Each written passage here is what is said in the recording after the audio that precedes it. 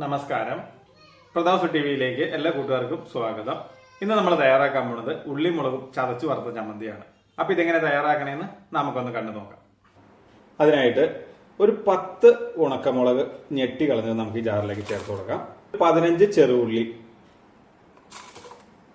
10 അല്ലി വെളുത്തുള്ളി രണ്ടായി കീറിയത്, ഇത്രയും നമുക്കൊന്ന് ചതച്ചെടുക്കാം. ചെറുതായിട്ടൊന്ന് ചതച്ച് കിട്ടിയാൽ മതി. അപ്പോൾ അത് ഇതുപോലെ ചതച്ചെടുത്തിട്ടുണ്ട്. നമുക്ക് തയ്യാറാക്കാം. നമ്മളൊരു പാനാണ് എടുത്തേക്കുന്നത്. പാനിലേക്ക് 1 ടേബിൾ സ്പൂൺ വെളിച്ചെണ്ണ ഒഴിച്ചു കൊടുക്കാം. 1/4 ടീസ്പൂൺ കടുക്, ഒരൽപ്പം കറിവേപ്പില, ഇനി നമ്മൾ ചതച്ച് വെച്ചിരിക്കുന്ന ഉള്ളിമുളക്, ഇതിലേക്ക് ആവശ്യത്തിന് ഉപ്പ്. ഇത് നല്ലതുപോലെ ചെറു തീയിൽ വെച്ച് നന്നായിട്ടൊന്ന് വറുത്തെടുക്കാം കേട്ടോ. ഉള്ളിമുളകൊക്കെ നല്ലതുപോലെ മുരിഞ്ഞു വന്നിട്ടുണ്ട് കേട്ടോ.